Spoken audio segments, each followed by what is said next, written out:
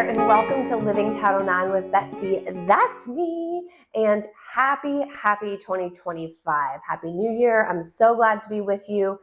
This year has already started with a bang, so we have a lot to talk about. If you can't tell or haven't noticed, we are starting in a bit of a different fashion this year. I have a lot to talk about, and so I just wanted to make sure that we hit on all of it. So first and foremost, on December 24th of 2024, Christmas Eve last year, just a couple of days ago, President Biden signed into law the Stop Campus Hazing Act.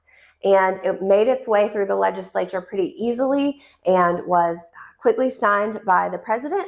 It is super important, and we have, this has a pretty big impact on all of the campuses across the country. A lot of your states already have some of these requirements in place based on state law.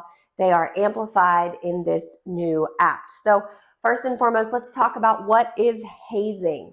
So hazing under this law is any intentional, knowing, or reckless act that causes or is likely to contribute to a substantial risk of physical harm, mental harm, or degradation.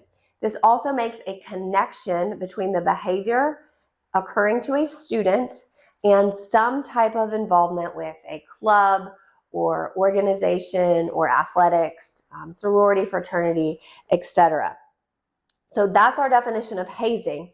But then let's talk about Clery and the impact of this act and Clery. So as many of you know, the Clery Act requires us to report crimes that are occurring on or around our campuses and to provide timely warnings and things like that. When I think about Clery, I think about transparency. And so I'm going to put that here. E-R-E-N-C-Y? Is it an A-N-C-Y? I'm not really sure, but it's O-A-N-E-N-C-Y. Okay, whatever. It doesn't really matter. My spelling's not great. I usually use that spell check. But Clery is a law about transparency in the same way that Title IX is a law about access. And so really we are now required to have our hazing reported in our Clery Act. So our annual report, our annual security report, all of that is going to have hazing in it from this point forward. All right, next step. Remember that transparency. Ooh, look, I spelled it awesome right there. And I said transparency. We have a separate requirement of this transparency report, and we're going to have to put that on our websites.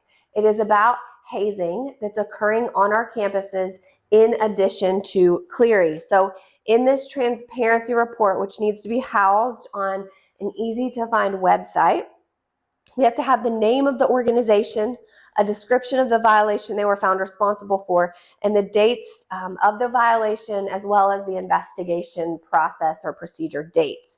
So we are going to have to create this, if we don't already have it, and start documenting it. It has to be updated. I believe it's twice a year that has to be updated and checked. My recommendation would be that you're updating it as behaviors are happening and occurring. Some of your state laws actually already require that. So what do we need to do right now, today, January, whatever it is, of 2025? The law requires that we are already collecting our data. So if you are already having hazing incidents that occur, perhaps you have a spring rush or a spring recruitment, you need to be collecting any hazing data that occurs. So we have to start now with our collection. Then from January to June of this year, we have to develop policies around hazing. So we're developing a policy around our prevention. What are we going to put in place on our campus to work towards prevention? What are we going to do to make sure that we are enacting our student code of conduct appropriately in response to hazing? So our policies, all of this is laid out specifically in the Act, but during these months we need to be developing them. They need to be in place at the end of June of 2025. In December of this year, 2025, we need to have this report up on our websites. So this needs to be up and running. So from here to here, we really need to be working on getting that report or those that data clean and ready to put up on our website. And then finally, in October of 2026, so not this coming Clery annual report, but the next annual security report, that hazing data has to be recorded and reported there as well. So this is a whole lot of work. I'm going to sit back down. What I want you to think about with regard to this is plan, plan, plan. So you have to start working now. Oftentimes there is a huge connection between Title IX and hazing. And so one, there's a pretty big overlap there. Obviously, this is called Living Title IX, but we branch out a bit and bring you information, and there is bring you information outside of just Title IX. And also, there is a huge connection between Clery and Title IX. All of those Title IX offenses or violations need to be reported in our annual security report. So all of this is interconnected. This is a big deal. I am going to have Lindsay pop on to Living Title IX. Lindsay is our extreme Clery expert at ICS, and she's going to pop in and talk with me in the future more about Clery and this act and the development and all of that. So Lindsay, you may not know it yet, but hooray, you're coming on soon.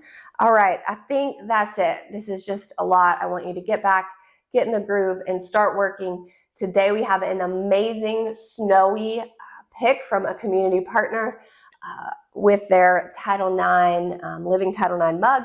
We certainly want you to make sure that you're commenting, liking, subscribing, all the things, but especially comment mugshot, and we will get one of these to you. And all we ask in return is that you share your picture for our amazing community. So, all right, back at it. 2025, you've got this. Don't forget about the Stop Campus Hazing Act. Have a great day.